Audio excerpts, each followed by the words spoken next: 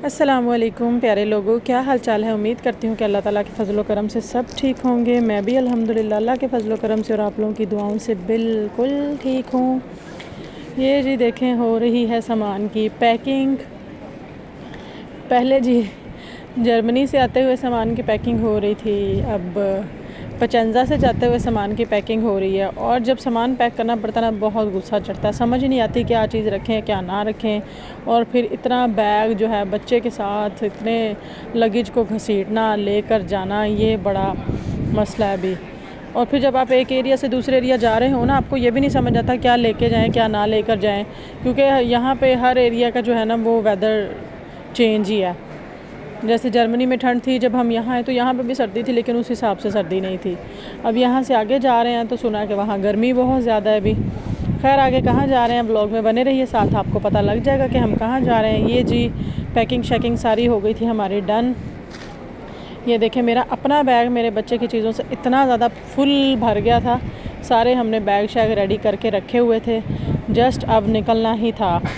ये जी next day रात को ही हम ज़्यादातर बस वगैरह पकड़ते हैं, क्योंकि बच्चा जो है वो फिर दिन में बहुत डिस्टर्ब हो जाता है। 8-9 घंटे मुसलसल जो है वो ट्रैवल करना हो आपने बैठ के, तो फिर वो बच्चे का पेट ख़राब, ख़ुद भी इंसान जो है ना वो आवाज़ार सा ही हो जाता है। तो हम लोग जो है जी रात को घर से निकल रहे थे पचंज़ा को बाय बाय करने के लिए। साथ ही मेरा जो है वो भाई जा रहा था, कह रहा था चले मैं आपको स्टेशन तक छोड़ आता हूँ। ऑब्वियस है लगेज थे हमारे साथ। एक बार जब आप बस में बैठ जाते हो तो ऑब्वियस है लगेज अंदर रखे जाते हैं, तो फिर तो आपको ये नहीं होता कि आपने घसीटना है, ये करना है। मैं तो अब यहाँ तो बेटे को पकड़ सकती हूँ या लगेज पकड़ सकती हूँ। फ़िलहाल तो बहुत फ्रेश था, उसको ये था बस हम जा रहे हैं, दूसरे सिटी जा रहे हैं। ये जी हम हमारा फेवरेट 3 फैक्स हॉल के सामने से गुजरते हुए, क्योंकि जो जहाँ पे बस आनी थी हमारी वो पचंज़ा मेन ट्रेन स्टेशन के साथ ही था। बस भी बिल्कुल बल्कि इसके सामने ही आनी थी, तो हम इसी तरफ आ रहे थे। बच्चों को इससे क्या, उन्हें ना पैकिंग करनी पड़ती है ना कुछ करना पड़ता, उल्टा उनका बोझ भी माँ बाप को उठाना पड़ता है। ये सारा वॉइस ओवर रास्ते में हो रहा है, तो ऑब्वियस है शोर वगैरह भी आएगा। मैंने सिर्फ शूट करके रखे थे, तो व्लॉग डेली डालना ज़रूरी था। रात के 12 बज चुके हैं, मतलब अगला दिन शुरू हो चुका है। तो 12:20 पे जो है वो बस आनी थी, हमारी बस है। इस बार हमने ईटा बस कराई, मतलब इटालियन बस। नॉर्मली हमने जब भी सफ़र किया है वो फ्लिक्स बस में किया है। वो बस इस बार उससे टाइमिंग नहीं मैच कर रही थी और वो चेंज भी करनी थी, तो फिर बार बार बच्चे के साथ चेंज नहीं होती। ये डायरेक्ट हमें लेकर जाएगी जहाँ हमने जाना है, तो सोचा इसका भी थोड़ा एक्सपीरियंस कर लिया जाए ये किस तरह की है।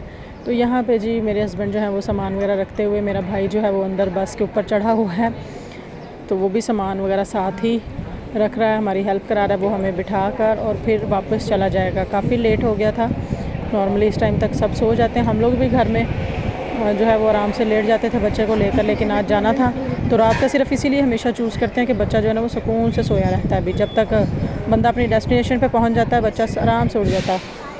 खैर जी हमारी जो सीट्स थी ऊपर वाली थी। इस बार भी हमारे साथ ऐसा ही हुआ कि हमने शायद हम लोगों को आइडिया नहीं, मुझे लगता है 5-6 दिन पहले या कम से कम 1 वीक पहले बुक करानी चाहिए।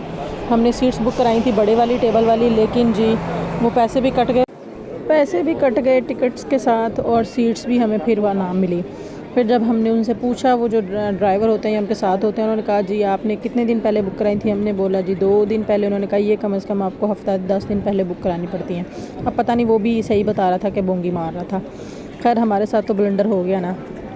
बड़ी सीट का बस हमें ये लालच होता है कि थोड़ा बच्चा कंफर्टेबल हो जाता है, इंसान खुद भी कंफर्टेबल हो जाता है। बाकी रही फ्लिक्स बस और इटा बस में डिफरेंस, मुझे तो कोई डिफरेंस नहीं नज़र आया। बस इतना सा नज़र आता था कि इसकी सीट थोड़ी सी 19-20 कह सकते हैं कि उससे जो है वो थोड़ी चौड़ी थी।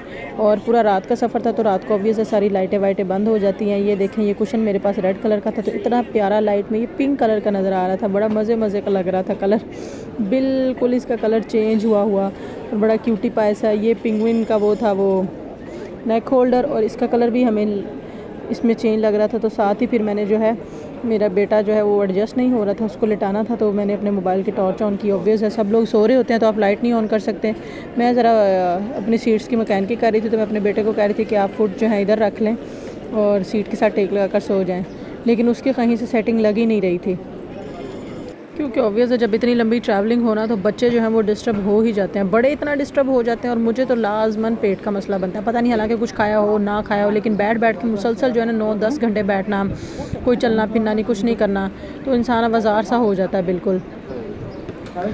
खैर मैं ये अपने बेटे की पूरी वो लगा कर सेटिंग्स, उसके सारा सामान वगैरह रख कर, ये जी हम लेट गए थे, सो गए थे, थोड़ी देर बाद आँख खुली, तकरीबन घंटे बाद। तो ये आया थे बोलोनिया, जहाँ पे जी स्टे था, तकरीबन 15 से 20 मिनट का स्टे था। और ये मेरा बेटा सो रहा था बड़े सुकून से। और मेरे हस्बैंड गए थे अपने लिए कॉफ़ी लेने, लेकिन ऐसा यहाँ पे कॉफ़ी वाला कोई कैफ़े नज़र आया नहीं था। और स्टे भी 15 मिनट का था कि ज़्यादा दूर वो जाकर देख नहीं सकते थे, तो फिर जो है वो ऐसे ही वापस आ गए। खैर, अगर किसी को भी सफ़र करना हो और वो ये सोचे कि जी इटा बस में भी बेहतर हो, लेकिन कुछ बेहतर नहीं है, बिल्कुल सेम चीज़ें। हाँ, थोड़ा सा डिफरेंस ये है कि इसका वॉशरूम जो है उसमें पानी चल रहा था। पानी मतलब कमोड का तो चल ही रहा होता है, टैप का भी चल रहा था। फ्लिक्स बस में 3-4 बार सफ़र किया, कभी भी टैप का पानी नहीं चल रहा होता। दूसरा, इसमें जो है वो हैंड लिक्विड भी था, लिक्विड मतलब वॉश करने के लिए हैंड्स को। तीसरा, टिश्यूज़ भी थे। फ्लिक्स बस में मैंने 3 से 4 बार सफ़र कर लिया, कभी मुझे नहीं ये मिला। अब पता नहीं मेरी बैड लक है या उसमें होता ही नहीं। तो मैंने तो हमेशा साथ वाइप्स वगैरह और ये सारा कुछ रखा होता है। बच्चा ज़ाहिर बात है, ऐसी चीज़ें तो होती हैं, तो फिर वो जो है वो आप कुछ ना होने से कुछ होना बेहतर है कि आप जो है वो बिल्कुल ही नापाक होने से बच जाते हैं। ये देखें जी, हम सो गए थे दोबारा से। बोलोनिया के बाद पता नहीं कहाँ रुकी थी, शायद वो फ्लोरेंजा में रुकी थी। उसके बाद सुबह हमारी आँख खुली तो 6:30 हो गए। इतना खूबसूरत व्यू था, इतना खूबसूरत व्यू था, तो मैंने वो सारा जो है वो शूट कर लिया। यहाँ पे हो गए 10:10 और हम आ गए सिटी में जहाँ के हमने आना था।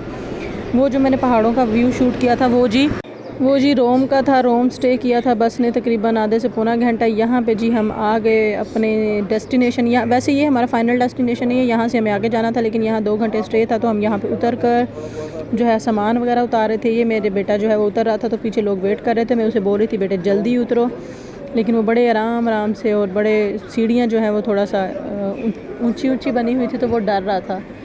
तो यहाँ जी हम उतर गए जी। यहाँ पे हम फाइनली 10 घंटों बाद तो सामने ही हमें जी नज़र आ गया कैफ़े। अपना सामान वगैरह हमने पकड़ा बस से, और जी हमने सोचा कि अब कैफ़े जाते हैं, कॉफ़ी पी लेते हैं। मैंने तो खैर कॉफ़ी नहीं पीनी होती, मुझे कॉफ़ी बिल्कुल नहीं पसंद है, लेकिन मेरे हस्बैंड लाजमन पीते हैं, क्योंकि वो कहते हैं कि कॉफ़ी से बंदा फ्रेश हो जाता है। उन्हें तकरीबन काफ़ी ईयर्स हो गए यहाँ पे, तो वो यूज़ टू हुए हैं। तो हमने सोचा थोड़ी देर यहाँ बैठ भी जाएंगे हमें, क्योंकि जहाँ नेक्स्ट डेस्टिनेशन पे जाना था उसमें ज़रा टाइम लगना था। खैर जी, यूरोप के पेपर यूँ ही नहीं मिल जाते, इन पेपर्स के लिए इंसान को बड़े धक्के खाना पड़ते हैं। मुझे देख लें, पहले पाकिस्तान से मैं आई नापोली इटली, फिर नापोली से जर्मनी गई, जर्मनी से फिर मैं जर्मनी मनहाइम रहे, मनहाइम से फिर हम इटली पिचेंजा, पिचेंजा से फिर अब आगे यहाँ आए, और आगे पता नहीं कहाँ अल्लाह ने कौन सी मंजिलें लिख रहे। तो जी ये लोग जो पाकिस्तान में बैठे कहते हैं ना जी बाहर जाना यूरोप जाना है, तो ये देख लें जी, यूरोप आकर इतनी आसानी से पेपर्स किसी को भी नहीं मिलते हैं। अगर हम ये समझे ना पकी पकाई खीर मिल जाए, वो भी नहीं होता है। मेरे हस्बैंड के पेपर्स थे, लेकिन हमें भी बहुत सारी यहाँ पे अपॉइंटमेंट्स, बहुत सारे डॉक्यूमेंटेशन इश्यूज़, बहुत कुछ है जो देखना पड़ता है। तो जो है ना, अपने मुल्क में ही अगर कोई अल्लाह ताला वसीला बनाए कमाने का तो ज़रूर कमा लें, और अगर अल्लाह ताला आपको अपॉर्चुनिटी देता है बाहर आने की तो ज़रूर आए। कोई बात नहीं, फिर ज़िंदगी के धक्के तो साथ साथ हैं, चाहे वो पाकिस्तान में हो चाहे बाहर कहीं हो। बाकी जी नेक्स्ट डेस्टिनेशन कहाँ पहुँचना है मुझे वो नेक्स्ट व्लॉग में इंशाल्लाह आपको दिखाऊंगी। ये अच्छा लगा हो तो लाइक ज़रूर कीजिएगा, और चैनल को सब्सक्राइब करना बिल्कुल ना भूलें। अच्छा सोचिए, अच्छा कीजिए, दुआओं में याद रखिएगा। दुआओं की अपील है आपसे बहुत ज़्यादा। अल्लाह ताला आपको खुश व खुरम रखे। अल्लाह हाफिज़।